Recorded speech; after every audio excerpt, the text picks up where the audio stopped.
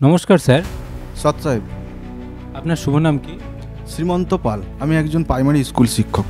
তো স্যার, সন্ত রামপালজি মহারাজজির স্মরণে আসার আগে আপনি কি ভক্তি সাধনা করতেন? আমি শুরু থেকেই শিবের খুবই ভক্ত।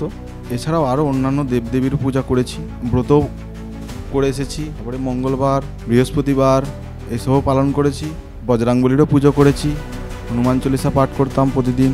সেই সব করে আমার জীবনেতে বিশাল কিছু লাভ আমি কোনোদিন দেখতে পাইনি। স্যার, সন্ত রামপালজি মহারাজজির স্মরণে আসার পর অনেকের অনেক রকম লাভ হয়। নেশা ছেড়ে যায়, তো আর্থিক, শারীরিক বা মানসিকভাবে অনেকের লাভপ্রাপ্ত হয়। তো সন্ত রামপালজি মহারাজজির স্মরণে আসার পর আপনার এরকম কি কোনো লাভপ্রাপ্তি হয়েছে? ধূম্রপান আমি জীবনে প্রচুর করে এসেছি। প্রায় ক্লাস 11 থেকে আমি ধূম্রপান করে আসছি। তো গুরুদেবের স্মরণে আসার আগে পর্যন্ত আমি ধূম্রপান করেছি। যেদিন থেকে আমি নাম দীক্ষা গ্রহণ করেছি সেদিন থেকেই আমি সেই সব ছেড়ে দিয়েছি। গুরুদেবের কৃপায় সেসব আমার মাথা থেকে চলে গেছে। আর আমি বেশিরভাগ সময়টাই বাড়ির বাইরে কাটাতাম, বন্ধুবান্ধবদের সঙ্গে আড্ডা মেরে। সেই জিনিসটাও আমার জীবন থেকে চলে গেছে, বা নিজেকে একাত্ম করতে পেরেছি, ভক্তির প্রতি নিজেকে বিনিয়োগ করতে পেরেছি।